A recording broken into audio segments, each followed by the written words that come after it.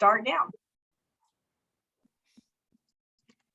Welcome everybody to the Good Book Club bonus edition tonight.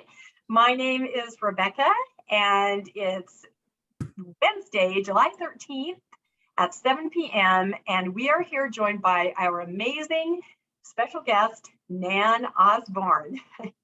I'm going to tell you guys I'm going to tell you guys a little bit about the Good Book Club just very quickly so that you can sort of have a context of why we're hosting this event. The Good Book Club is a virtual national book club for post-Mormons or nuanced Mormons or basically anybody that's interested in Mormonism.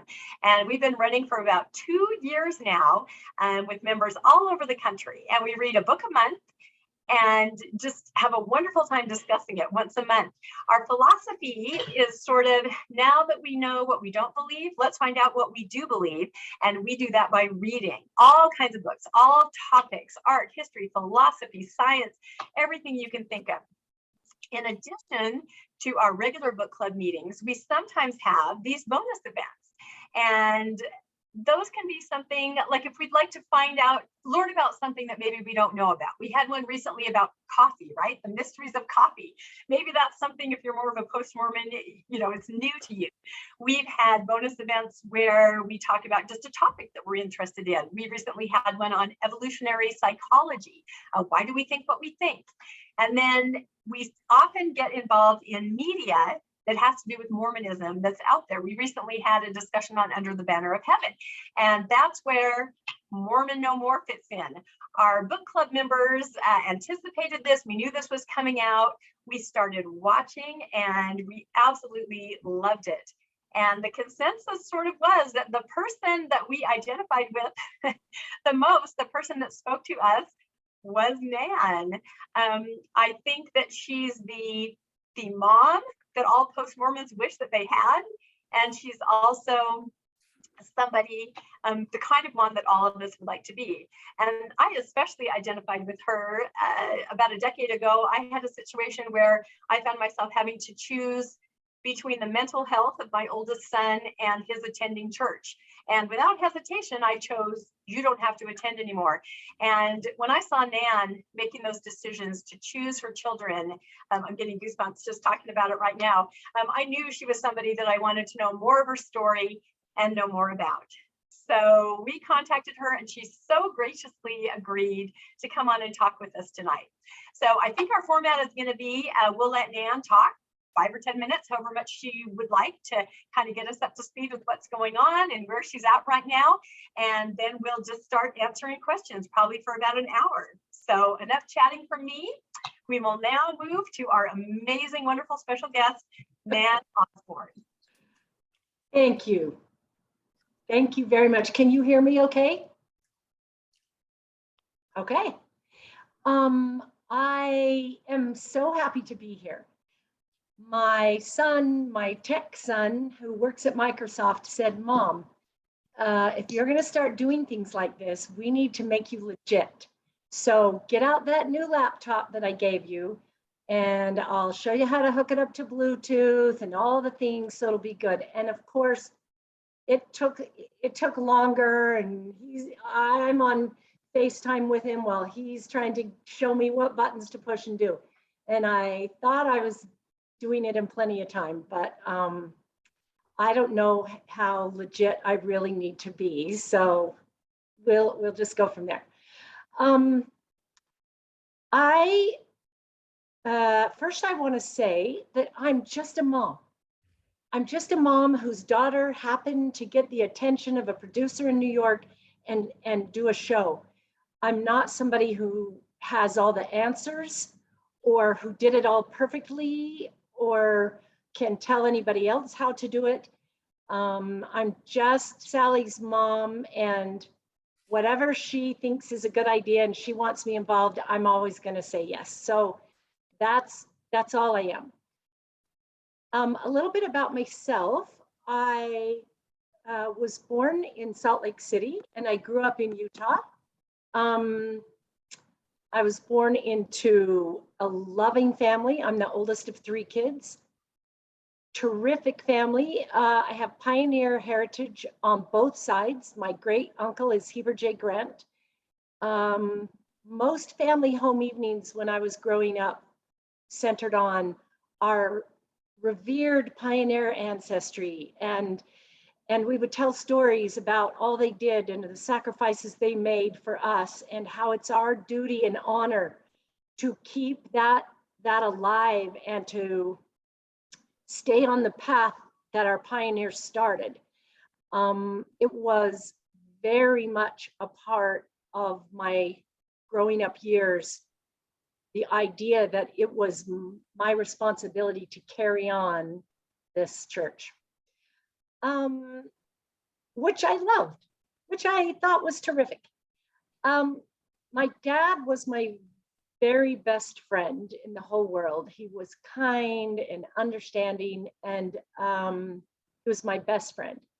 And when he was 34, he was diagnosed with terminal liver cancer, and they told him he'd have about 3 months to live.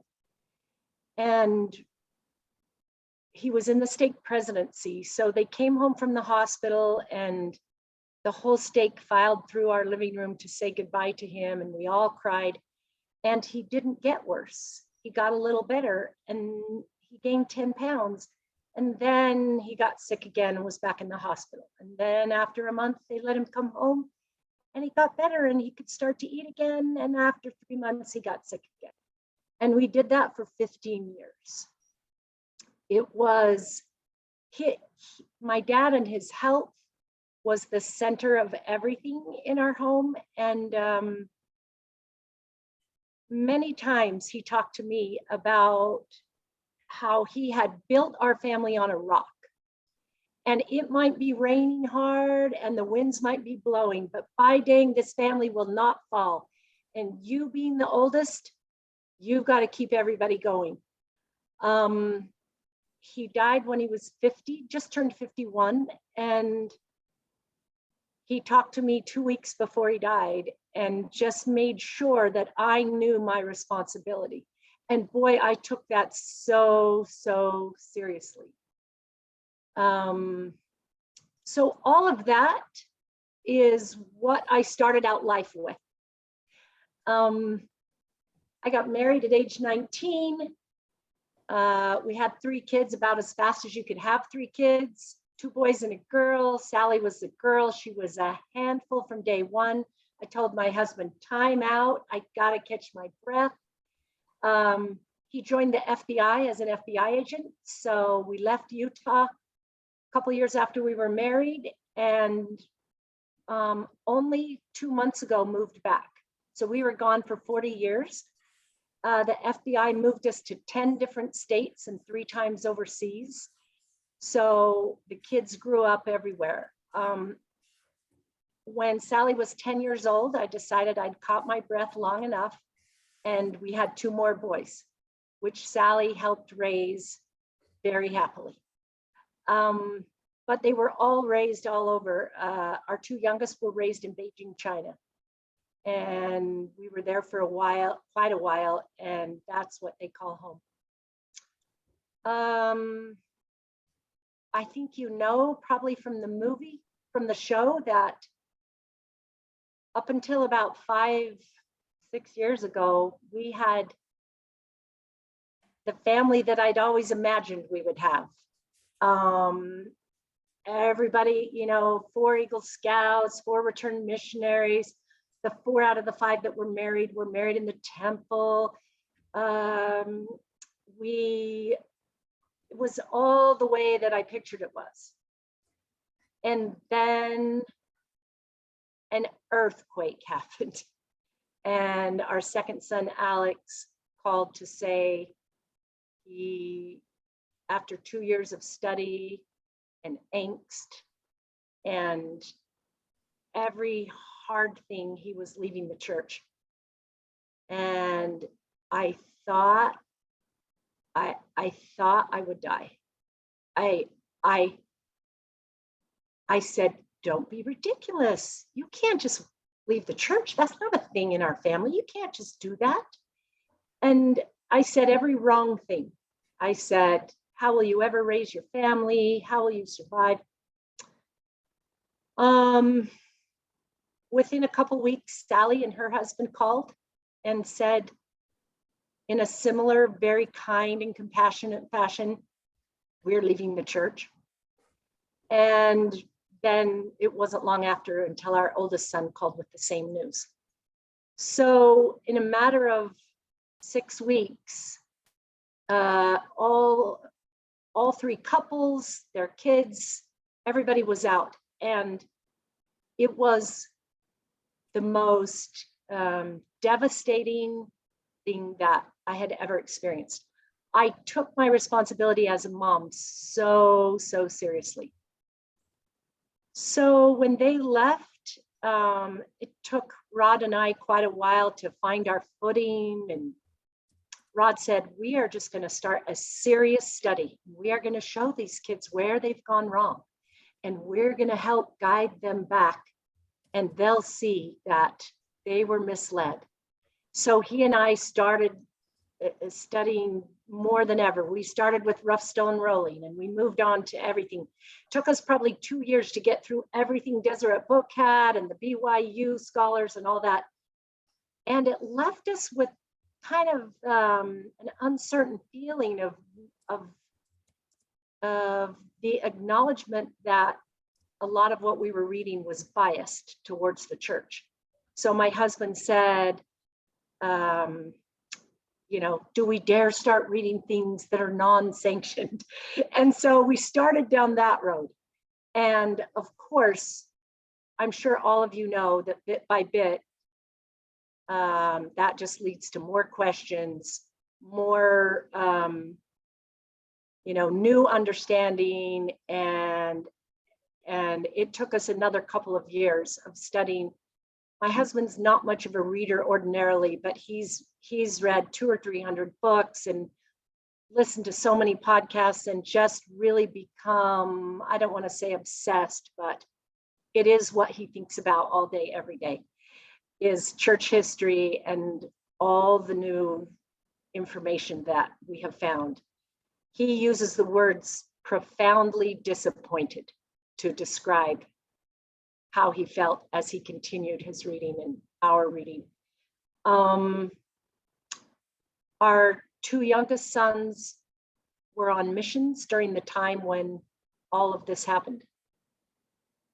Once Sally and her husband left the church, for the first time ever, they started thinking outside the parameters of the church, like we all do when we first leave, like, wow, I can think outside of the box and I can have some new thoughts. And I think that when Sally allowed herself to do that is when she started to have some idea that, maybe she was gay. I think if she hadn't left the church, she would have stayed married to dear Shane for the rest of her life. And I'm sure had a very fine life.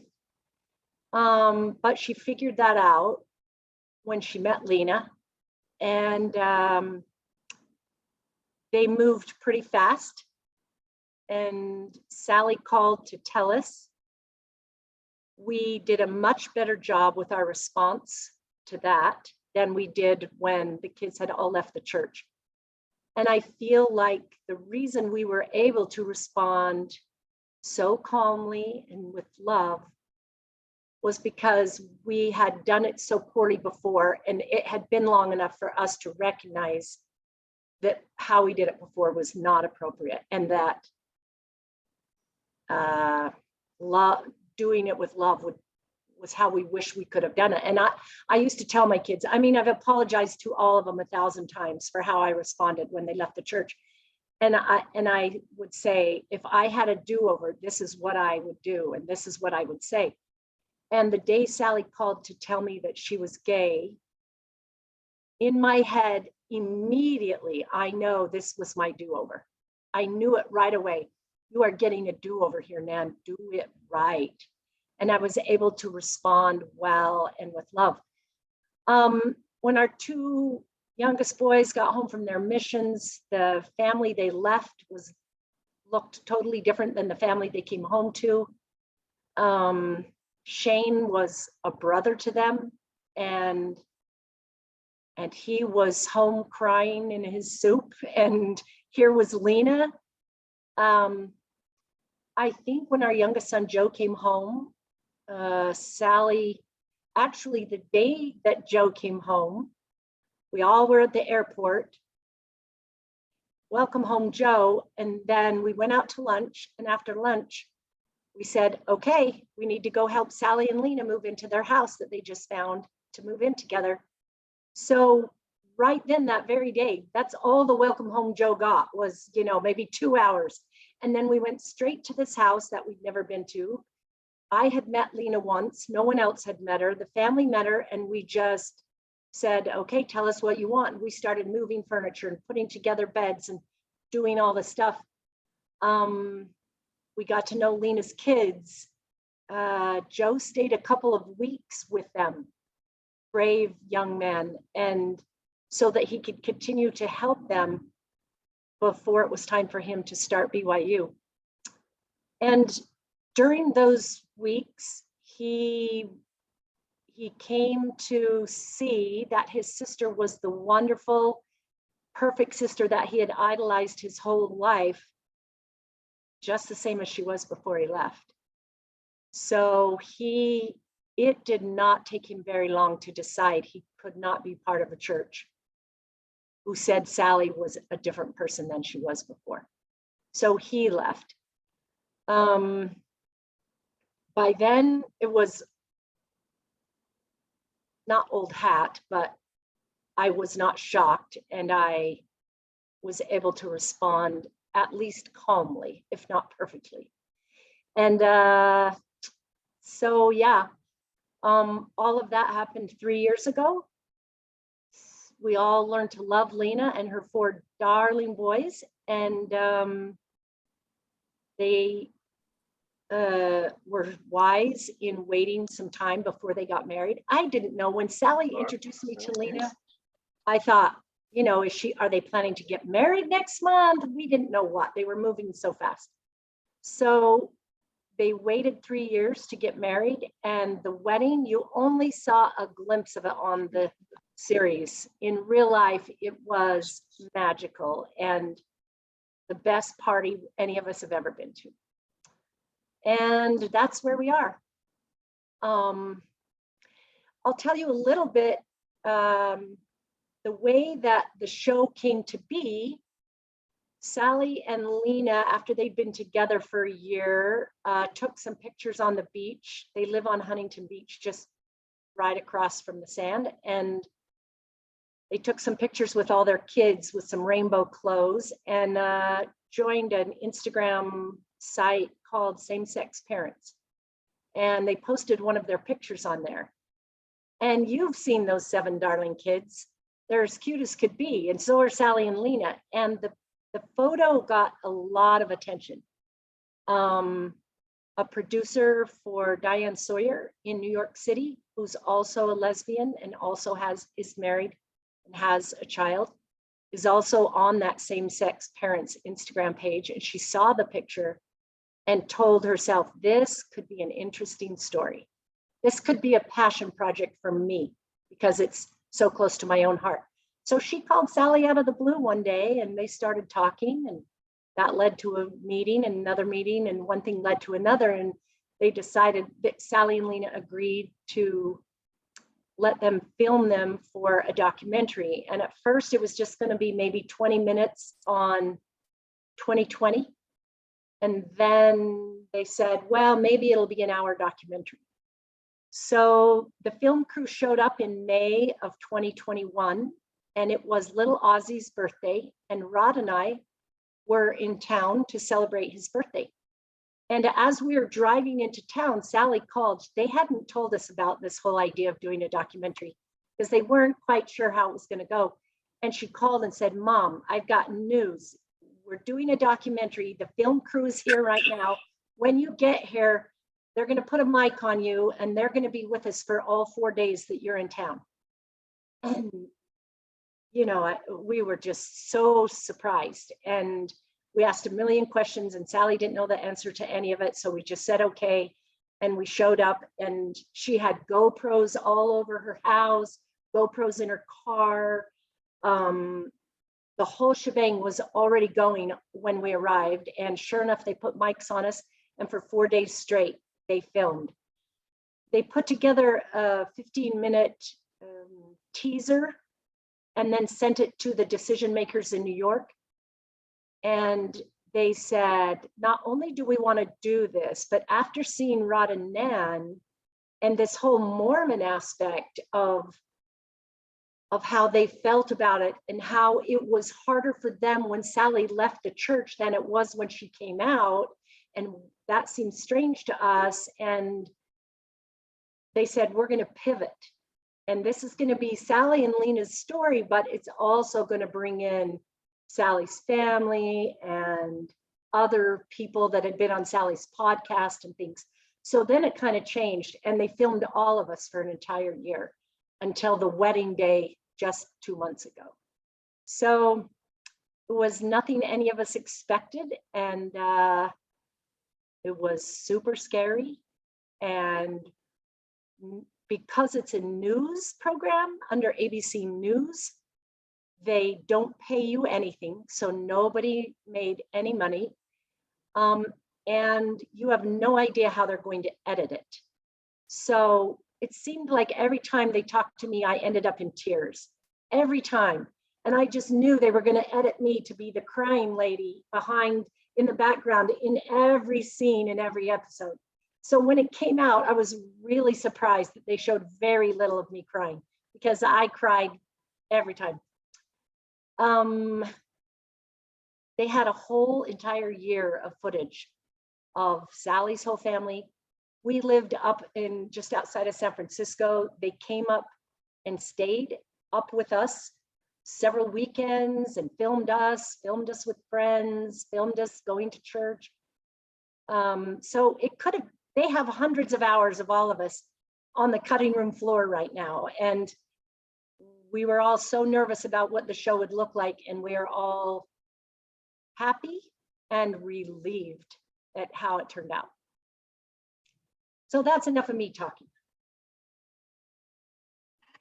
I don't know if we can ever get enough of you talking. That's amazing, that glimpse behind the curtain of how it all happened. That is just incredible to hear from you. So yeah, I think now if Nan's ready, we'll open it to some questions. If you have a question, go ahead and raise your Zoom hand and we'll just start fielding some questions.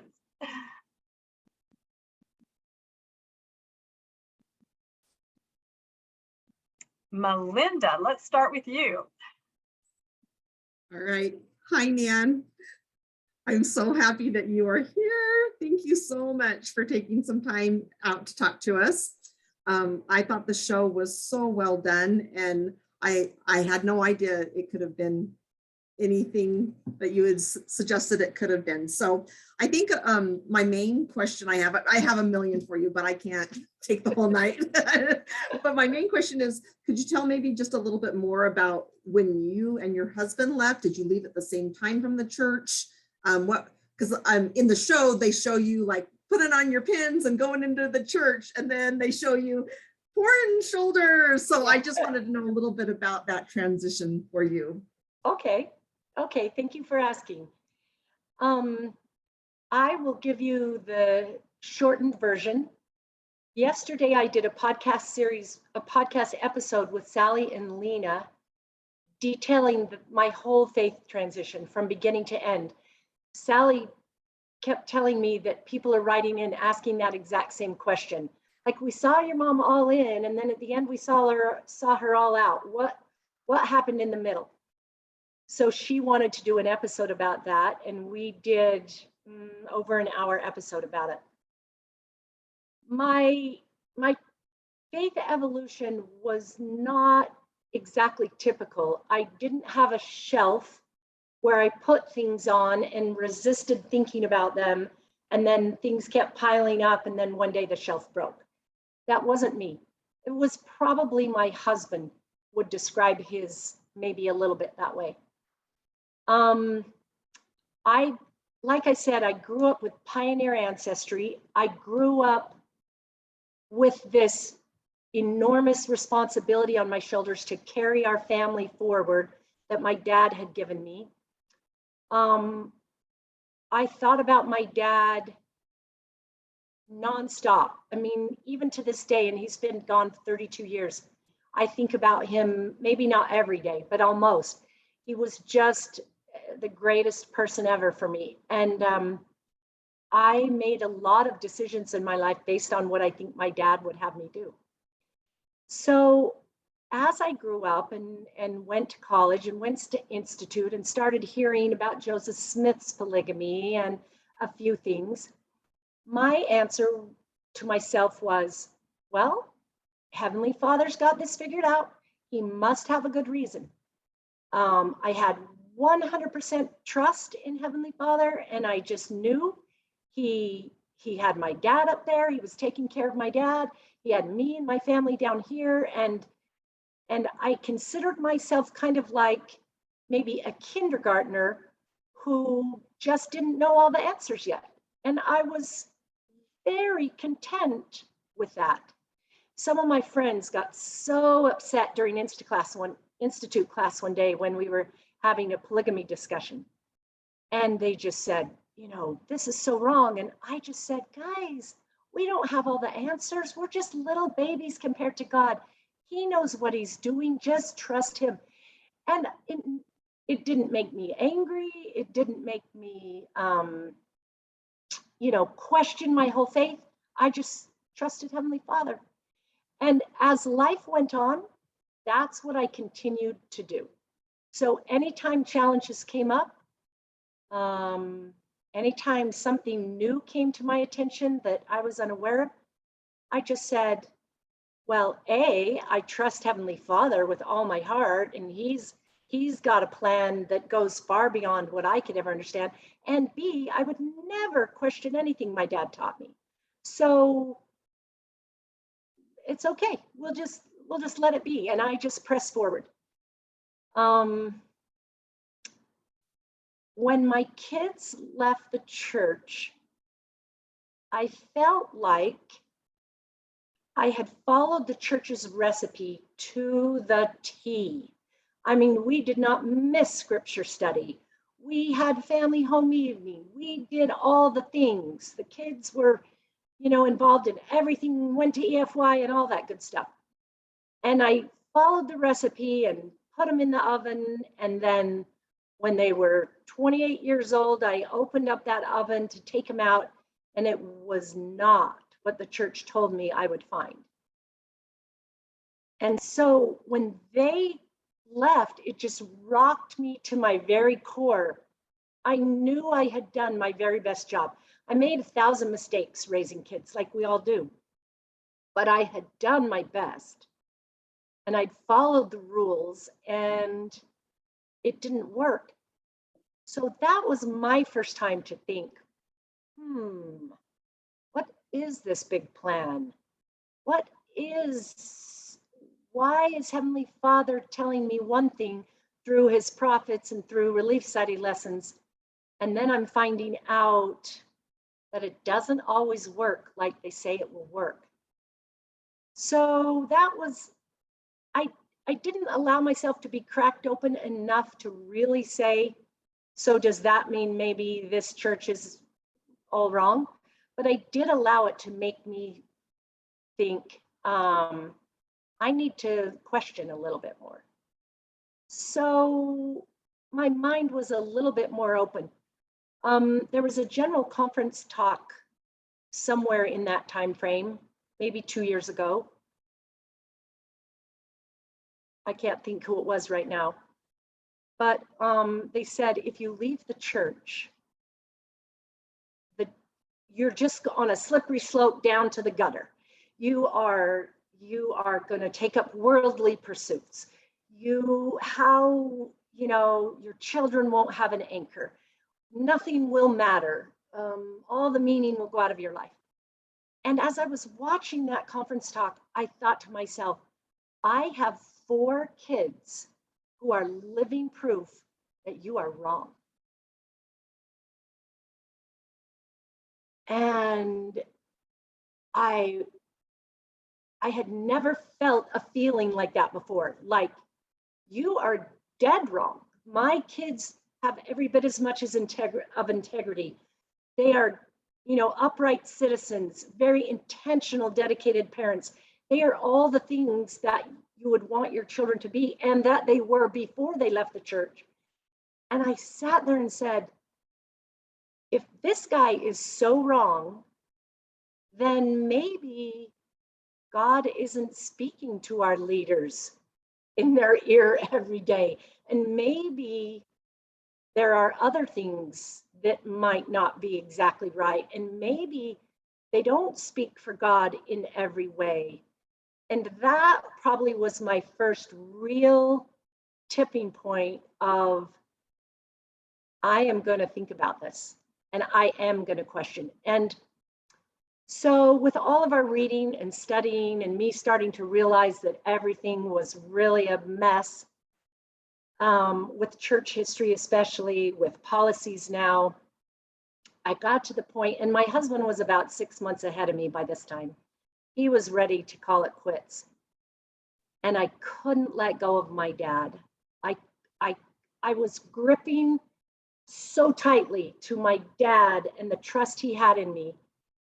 And my brother and I had a conversation one day, and my brother had left several years before, left the church, and he told me that that had been his biggest hurdle, and that he had finally come to the realization that if there was a God, if there is a heaven, and if Dad is up there, that he knows everything and sees everything, and that he would not want us to suffer here on earth in order to honor him. That he would tell us, love your children that are with you now. Don't spend the rest of your life trying to honor me when I'm dead. He sent me a quote from Adam Grant, my brother did, and it said something like that, like, rather than spend your time honoring your ancestors, take a look around at who you have now and make decisions based on that instead. And when I was finally able to let go of that idea of not disappointing Heavenly Father, because if he really is there, then he knows I'm just trying to do the right thing, the thing that I think is right. And my dad will feel the same way. And I was finally able to just say, okay, all these books that I've read, all these podcasts, I can let them in now, and I don't have to keep resisting. And of course, when I let it all in and I really looked at it as objectively as I could, that was the end. That was the end. The day I bought that dress I wore to the wedding was kind of like a decision day. Like, am I really going to wear this?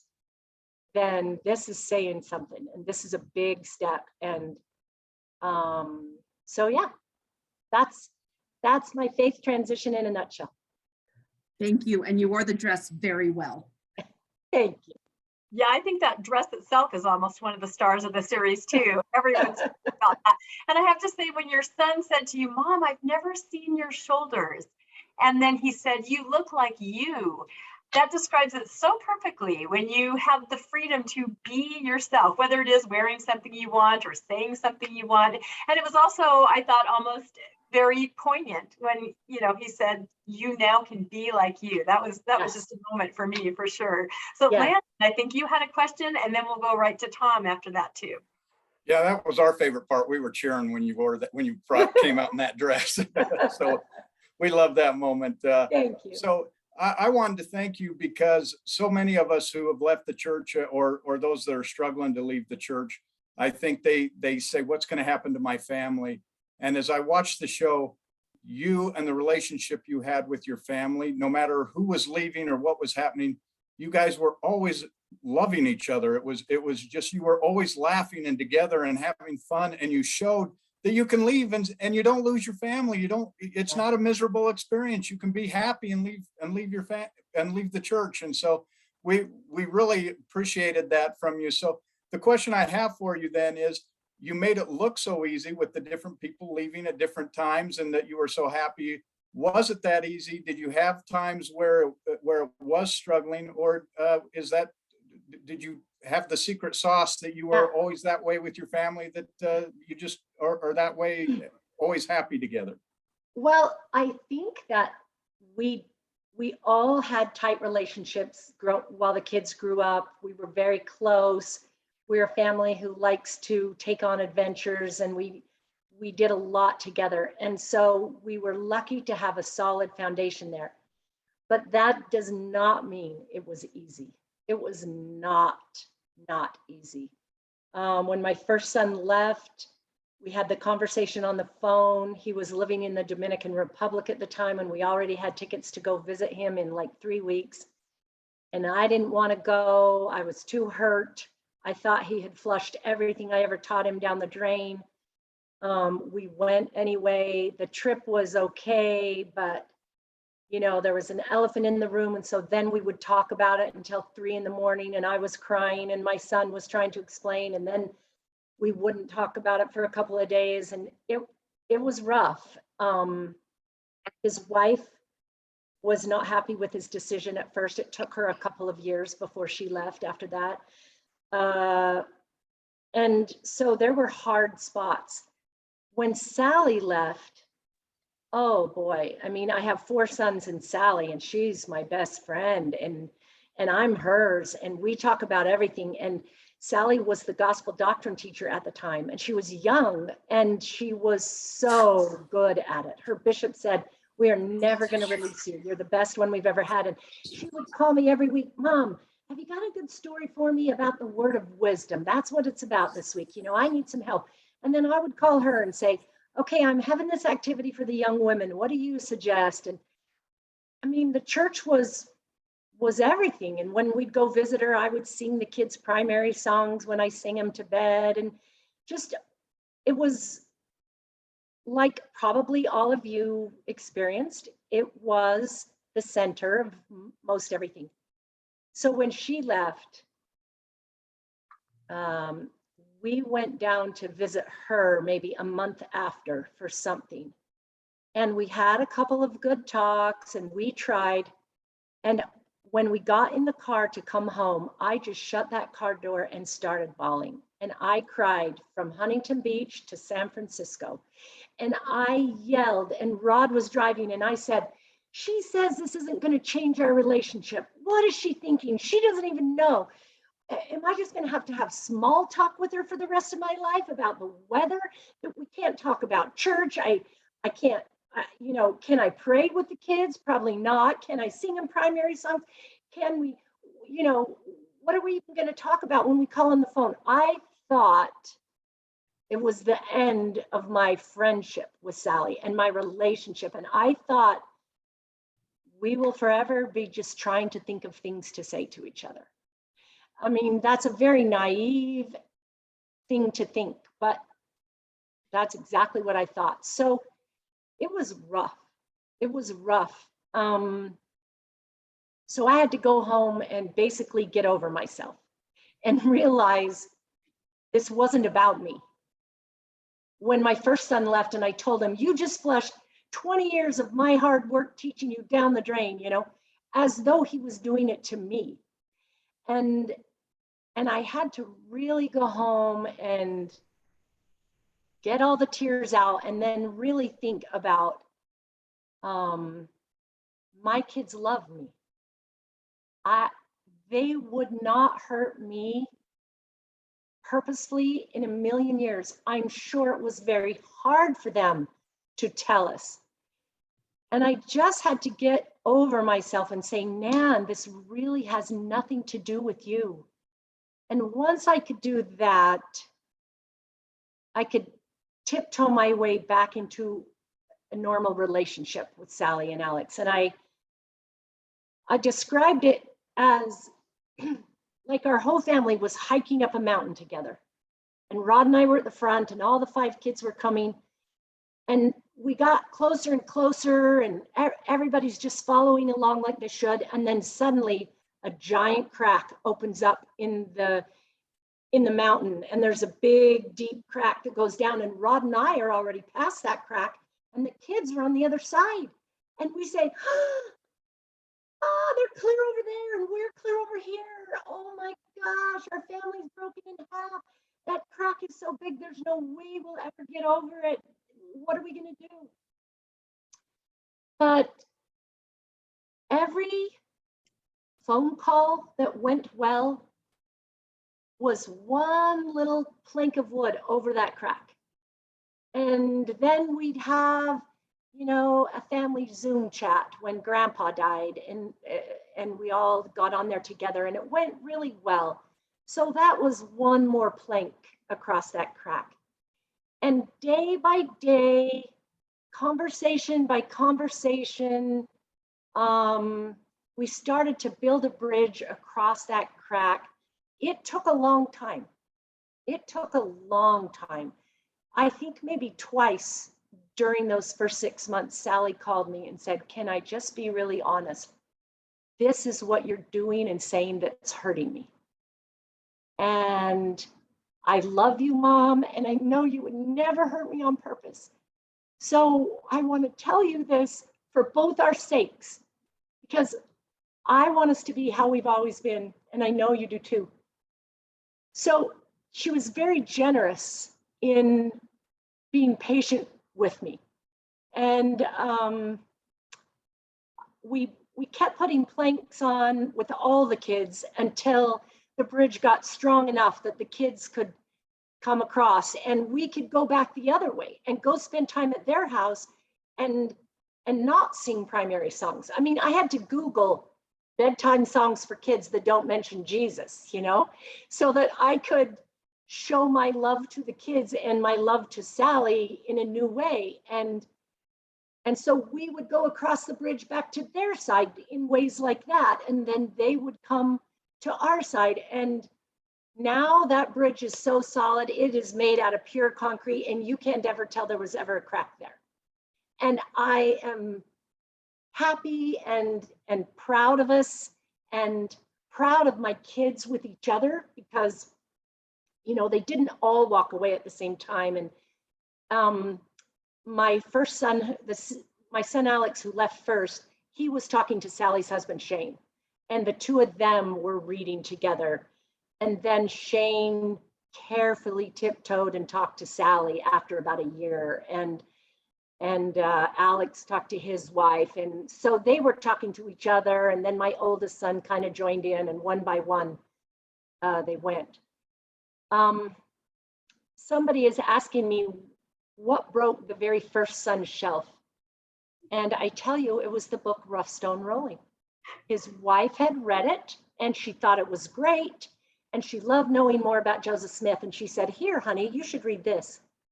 And he said, that book picked me up by the ankles and shook me upside down, and all my marbles and lunch money came spilling out everywhere. And I didn't know what was up or what was down.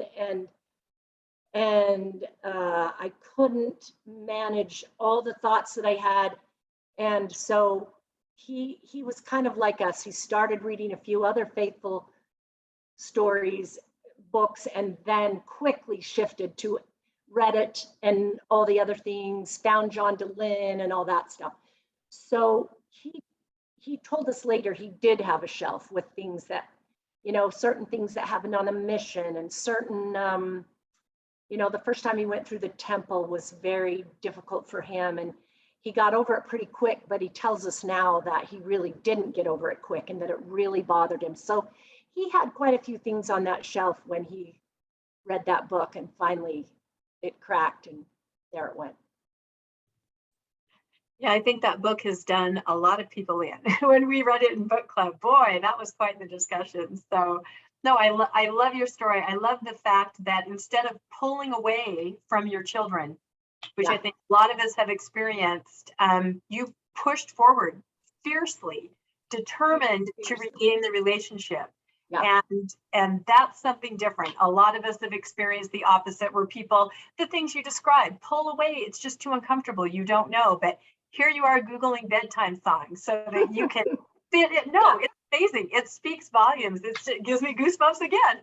Tom, I think you had a question next. Yeah, I'm just really honored to be able to meet you even in this format, and Thank you. not to go on all that. We've already done all that, and accolades and how awesome this is for all of us. But I think you need your own show, Nan. You need your own show. So I'll just say that. I'll put that out there. I guess the one question I have is, I said this to my wife last night. To Rebecca is my wife, and is where do you land with deity or God, Jesus, or whatever, when you leave the true church? And I don't know if you've gone through all this already, or what this conversation is like, or if it's not something you want to talk about. But I just wonder, where do you sit now with those ideas? Yeah. Well, mostly where I sit is that I have learned that I don't know as much as I thought I knew. And that thought, I saw somebody online post a pie chart, and it was all blue except for this little triangle, and it said, this triangle is stuff that I know. And then it had another green triangle right here that wasn't very big, and it said, stuff that I know I don't know. And then all the rest of the whole pie, which was 90%, is stuff I don't even know that I don't know. And that really spoke to me. I must have seen that, 4 months ago. I've come to the understanding that I don't know hardly anything. So I get to choose what I want to believe. It really comes down to just choosing. And for right now, at this time, in the place where I am, Rod and I have chosen to believe in God. We pray our whole marriage. We have prayed morning together and night together, both of us holding hands. We talked about if we were going to continue that, and we both decided we wanted to. We feel so grateful for all the usual things that we've always been grateful for, but for the fact that we have come through this difficult 5 or 6 years, and come through Sally coming out and worrying about Shane and just all the new things. We just have so much to be thankful for, that we want to take the opportunity to express our gratitude. Whether it's going up to God or going out to the universe, we've chosen to continue to pray twice a day and to feel grateful for that. So for me, kind of in part because of my dad, I like the belief.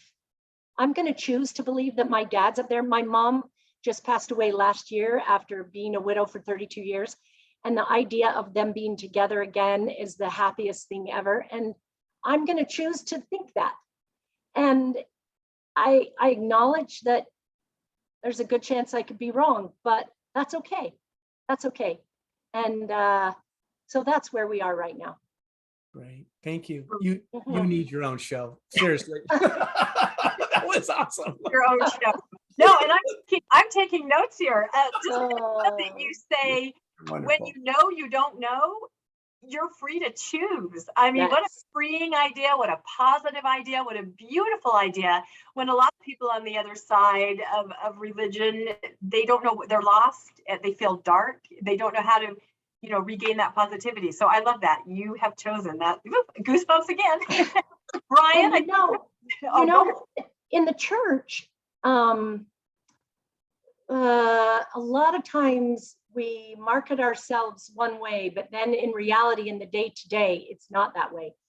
And I can't count the number of times a leader, a bishop, or stake president would get out the handbook to look up how I'm supposed to think, what I'm supposed to do, right down to the number of earrings I've got, to the number of, how many inches above the knees the girls' shorts have to be at girls' camp because I'm the leader. And so my shorts need to be longer. I mean, the handbook, I used to just cringe when somebody plopped out that handbook and set it down, or then get online. Let's see what the handbook has to say. And that is one of the things that makes me smile every day now. I'm 61. I maybe have 20 good years left, maybe longer if I'm lucky. And there is no handbook. I wake up every day saying, what are you going to choose to believe? What are you going to choose to do? No handbook for me. No, I love that. We're all writing our own handbooks now. That Yeah. is so perfect. I just love it. Brian, what was your question? Yeah, thank you so much, Nan, for doing this. I just wanted to say, I think you and Sal look so similar. It's really fun to see. Thank you.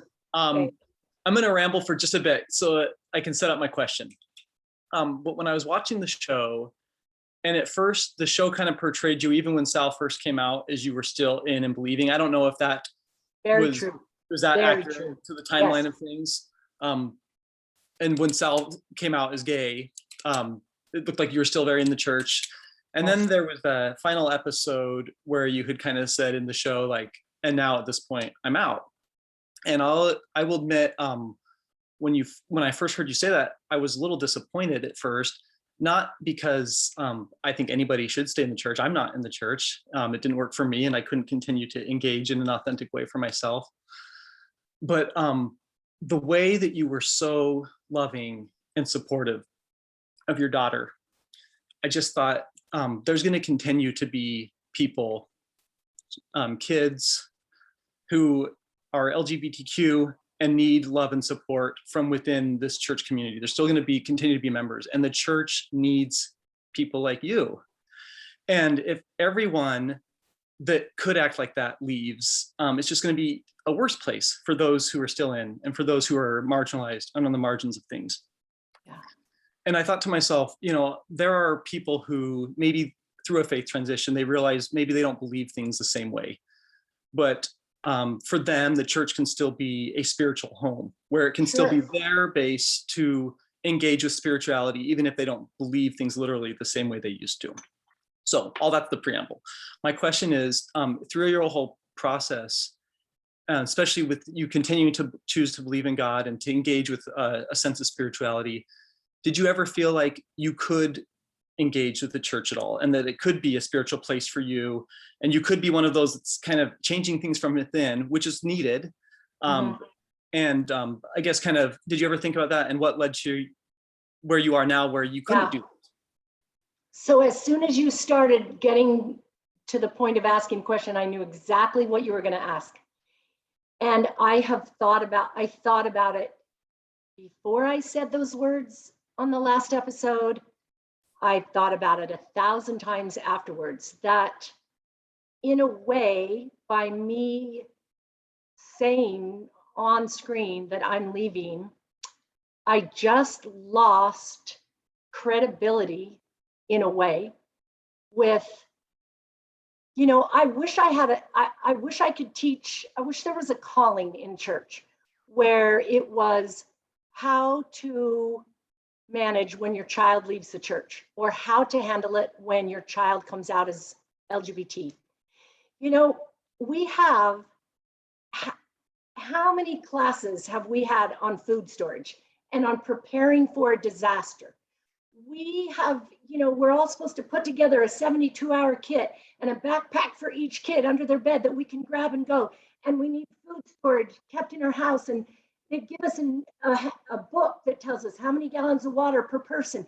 And we're all preparing for that disaster.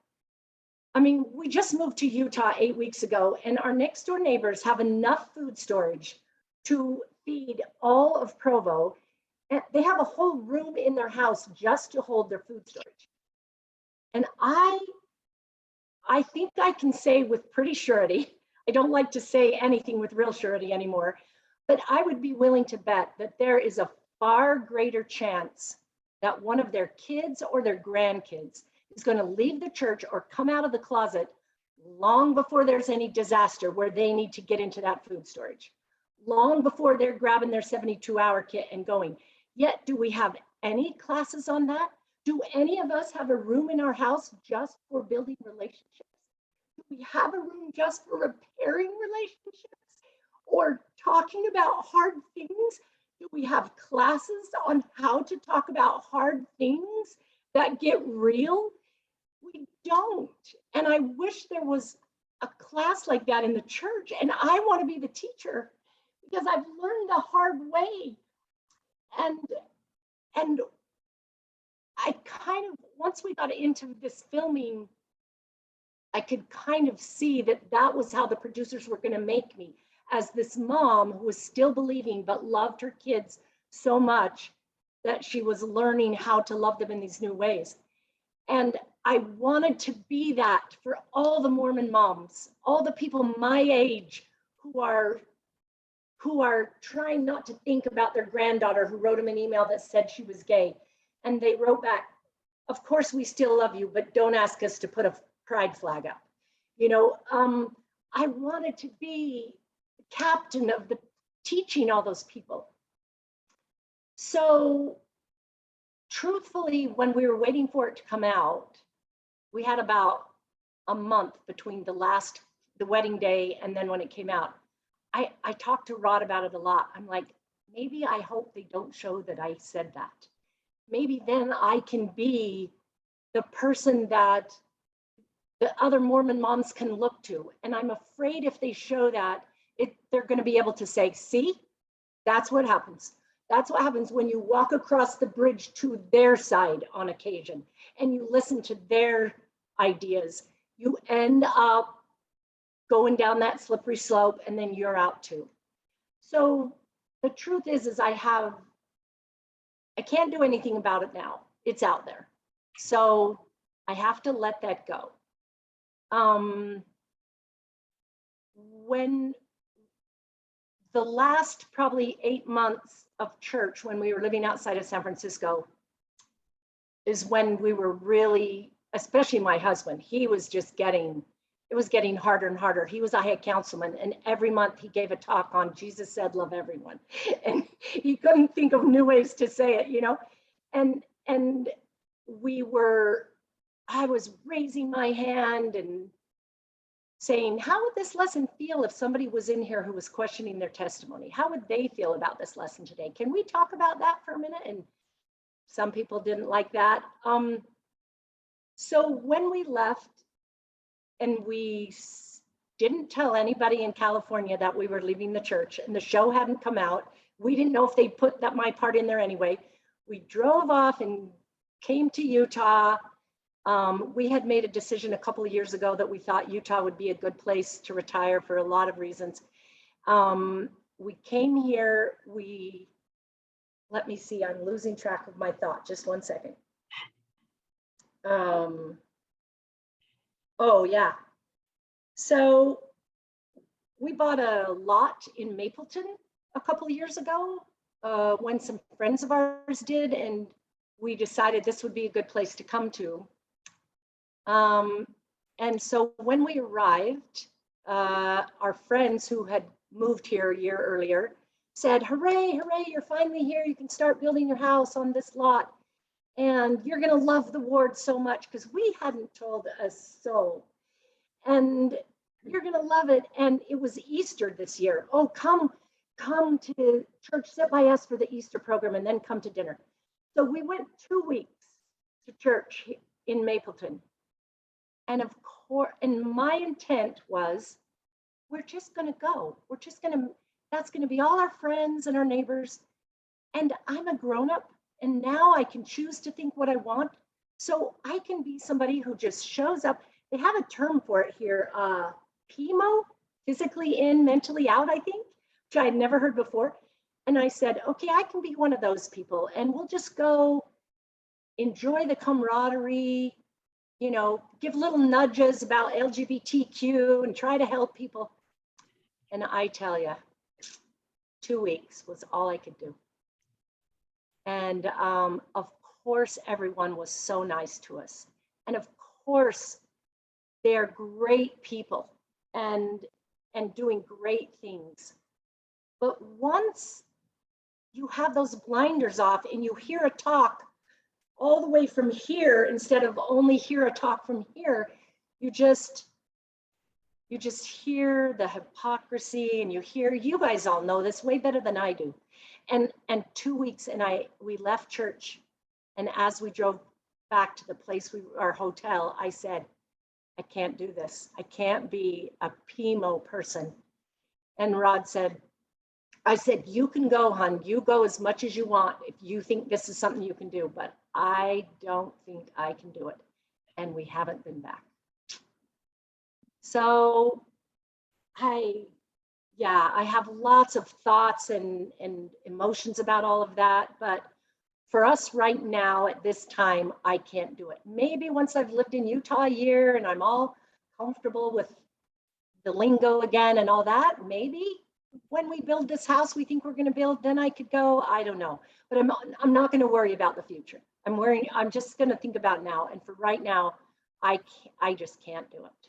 So I probably did lose some, I don't know, followers or whatever when I said that at the end of the show, and I could have been an example of how to do it and stay in. So sorry to all those people. Well, as someone said in the chat, they burst into tears when they heard that on the show, when you said that. And I think a lot of us just went, oh my goodness. And I remember saying to my husband, Nan is the most dangerous person to the church right now.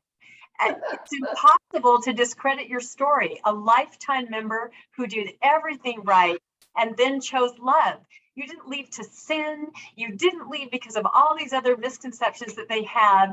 You're a wonderful person, but you chose love and you had to. And you are the most dangerous person to the church right now. It's again, the goosebumps. Emily, you had it's a crazy thought to think that, somewhere in Salt Lake, all those straight white guys at 50 North Temple know my name. Yeah, they're aware. Oh boy, they're aware. Yeah, we'll see what happens. I don't know. Emily, what was your question? Well, I just had a quick question about how Nan feels about Shane and if that gets in the way with how her relationship with Lena develops.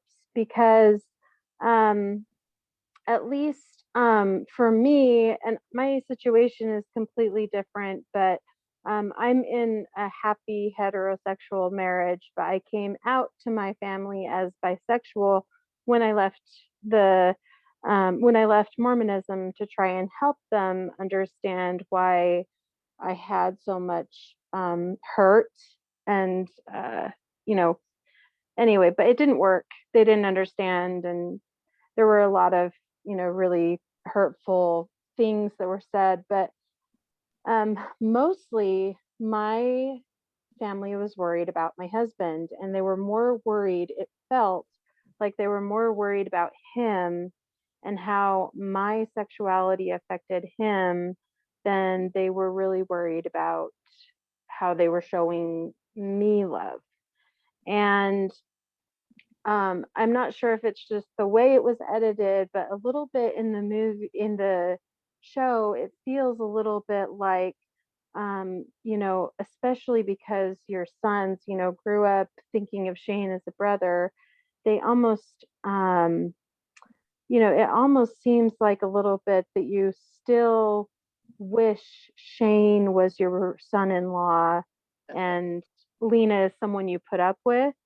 And I wonder if that's something that you kind of had to teach yourself to accept better, or anyway, I'm just wondering if that's something that I'm just reading into. Yeah. Or no, you are seeing that is not a 100% peaceful situation yet. So I will say that when Sally and Lena came together and moved in together and then started divorce proceedings and we went through all that, that was the biggest challenge. That was the sticking point for Sally, and she got hurt. She told us that we were hurting her by continuing to love Shane. So when Sally first came out, Shane was so kind and so generous. And I texted him after Sally talked to me a couple times and I said, how are you? Are you okay? She seems to be moving fast. And he just said, Nan, trust Sally. She knows what's best. Our family's just going to grow in love. That's all. It's going to be good. But that lasted about a month. And then when Sally and Lena said, we think we're going to move in together, and we found a house, and the kids are all little and they'd be better with us, and thanks husbands, we're going, goodbye.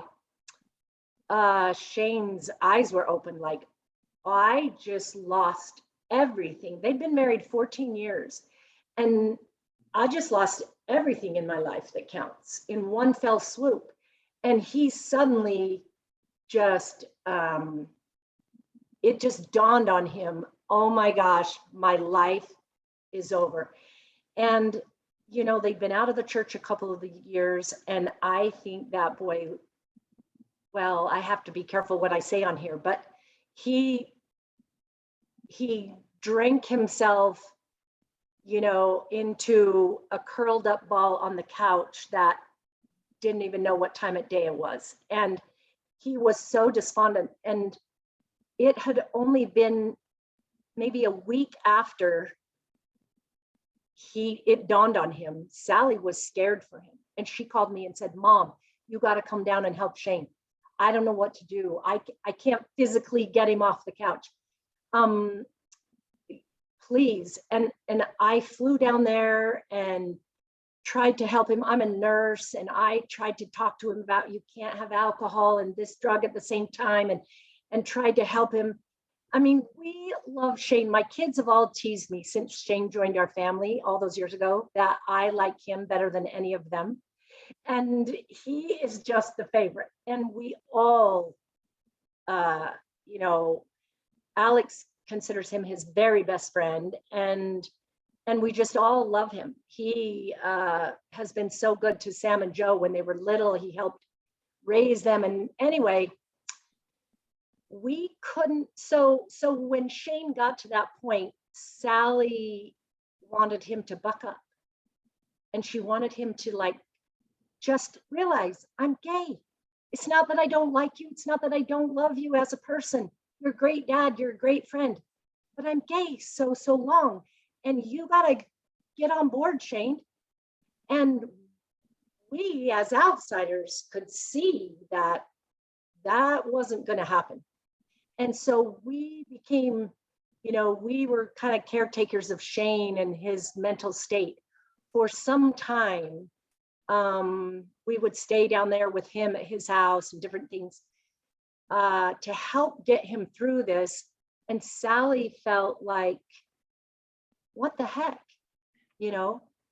I didn't do this to him. I'm not, it's not like I had an affair. It's not like I don't like him or think he did something wrong.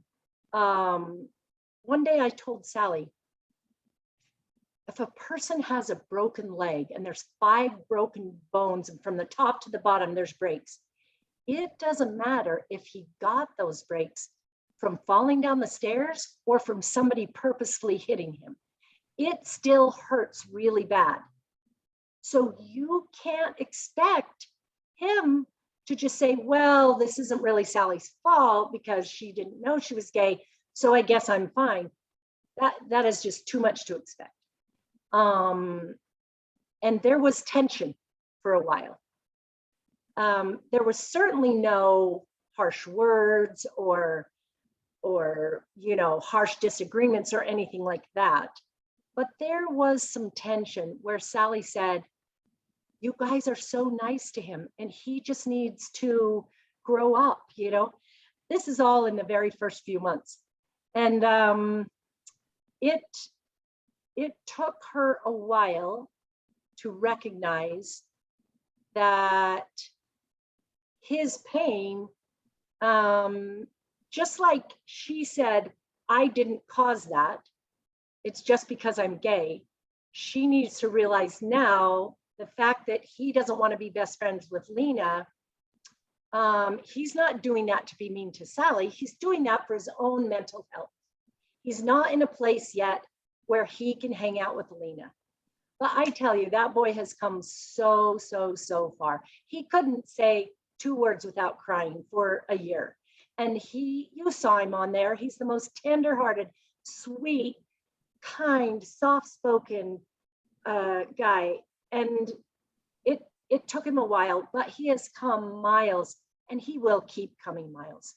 And when we first met Lena, she's so different than Sally. She's the girly girl I always thought I wanted and didn't get with Sal.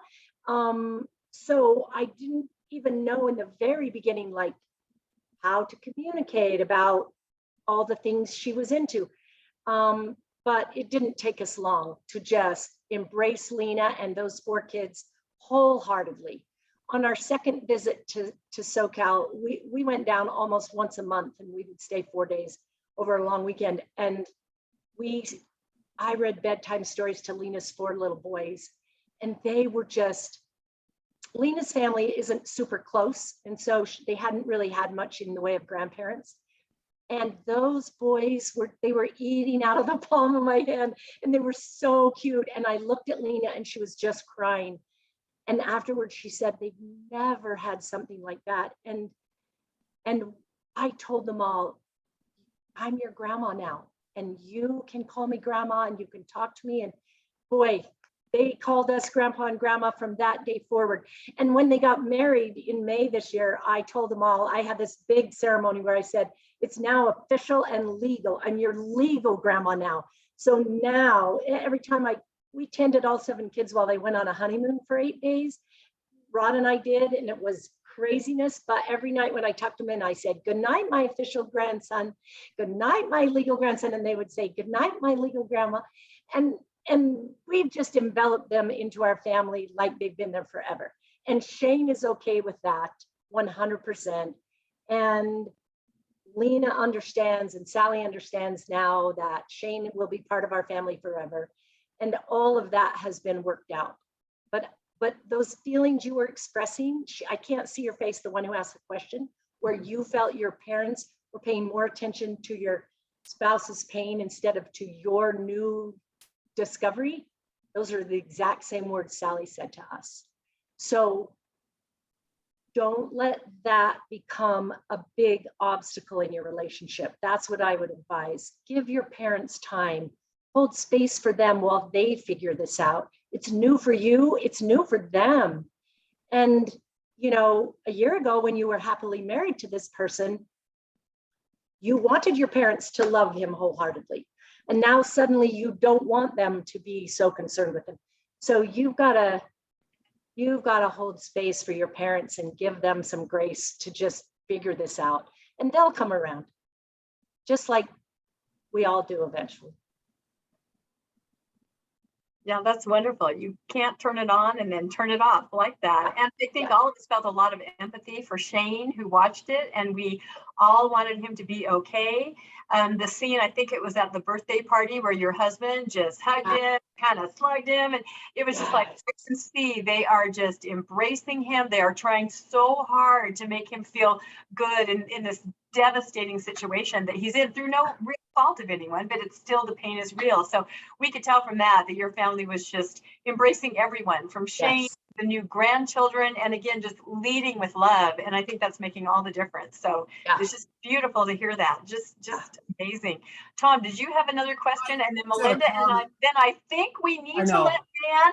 You do. I know, she needs her own show or her own advice line, something. We've got more. So yeah, let's have Tom and then Melinda, and then we'll kind of say goodbye, because it is This getting is just really fast. I'm just going to say this, that listening to you, Nan, articulate this experience.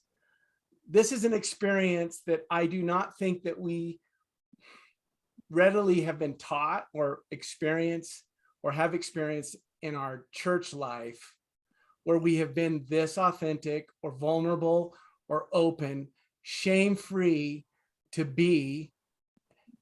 And I'm just realizing that when I hear this language spoken in this, for lack of a better word, I'm not going to say spirit, I'm just going to say mojo or feeling.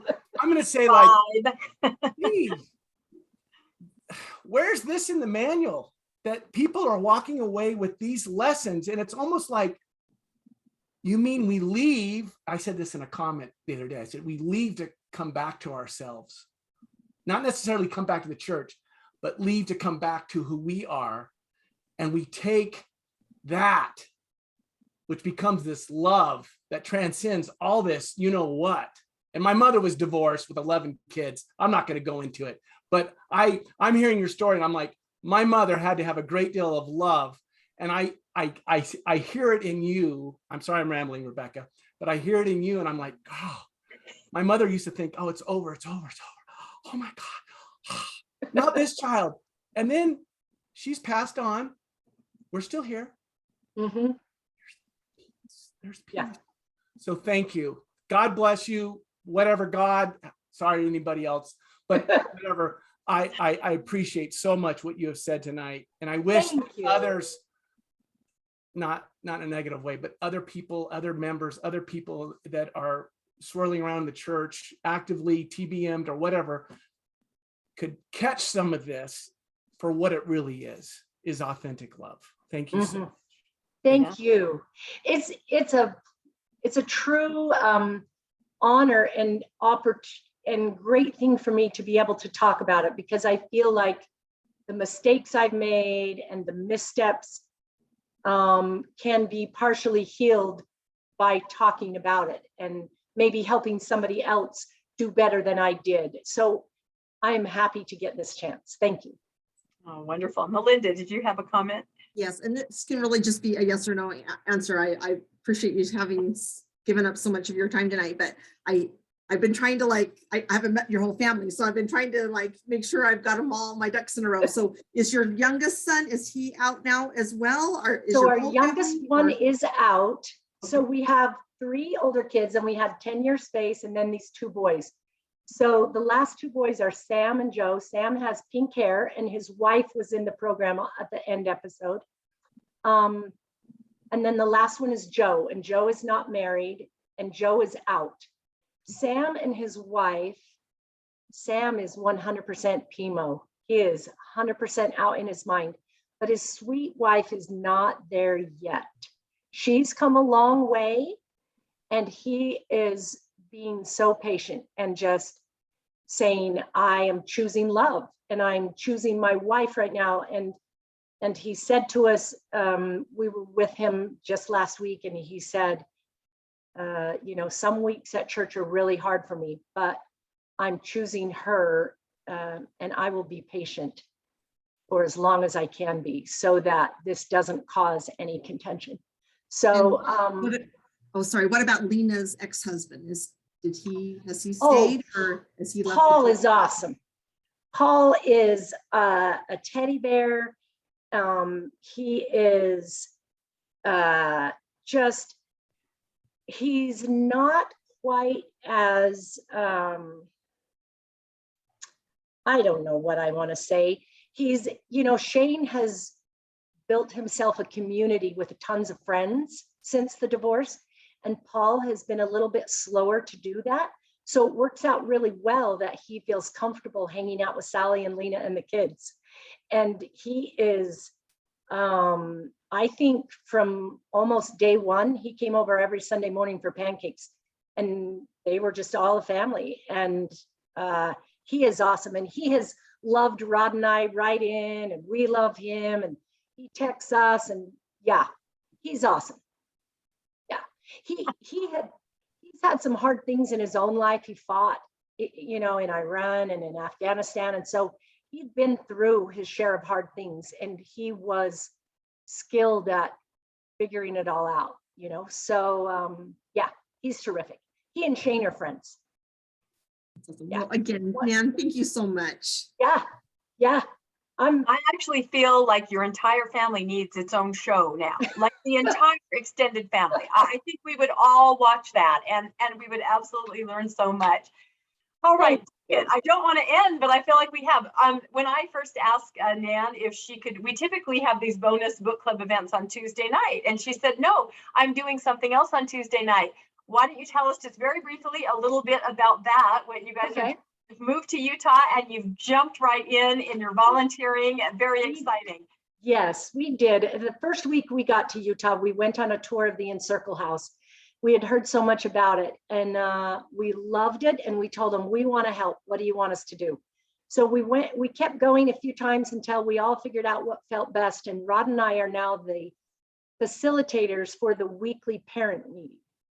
And parents of kids who come there, parents of kids who don't come there, parents who think their kid might be gay, and any number of people could come, and we have it every Tuesday night, and Rod and I just kind of facilitate that. And it has been a wonderful experience for us, and we hope we're helping people feel more comfortable in the new space they find themselves in. So it's great. We can't say enough good about the Encircle House. Wow, that is just amazing. Utah has gained 2 angel helpers, I would say. Those Thanks. parents and kids are absolutely lucky to be able to interact with you and just talk to you and just feel that love just spreading out, which I think we have all felt tonight. So Can I say one thing? yes. I recorded that podcast with Sally yesterday, all about my faith transition. I think it's going to come out tomorrow. So if you're interested in that, her podcast is Remind us called what that's called. So that Peace everyone- Out. Peace Out Podcast. And on the front is a picture of Sally and Lena. You'll see them on the logo.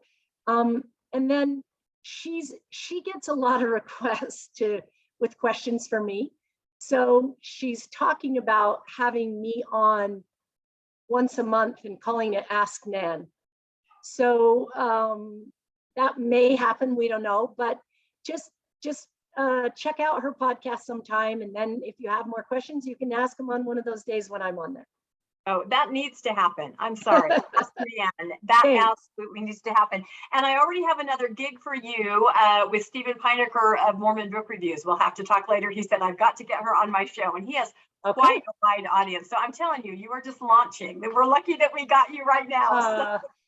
Thank you all to everyone who's there. Thank you so much. It's been amazing. Let's pull up our last slide real quick as we end here. Thank you again to Nan of Mormon No More. It was absolutely incredible. If anybody wants more information just about the book club, you can email me at thegoodbookclub@mail.com, not gmail.com. You can look for us on Facebook. That's our logo. You can join our group. We have a lot of fun together. You can also look for us on Instagram. And just a reminder for book club members that are here that our next book coming up in August is the very infamous Evidence of Early Mormon Counterfeiting, 1800 to 1847. Woo, it's going to be a spooky read. So, and this recording will be available on our book club site. If any of you that have attended here, I think most of us are connected by Messenger. If you would like a copy or something, you can just message me and I can send it to you. So, because this was too good not to share. I'm sorry, it was just too good. So, all right, everybody. You again. Happy Wednesday night. Good night, everybody. Thank you so much. Bye-bye. Thank you. Thank you so much. Thank you, Nan. Bye. Thanks. Good night, everyone. Good night. Yay. Good night.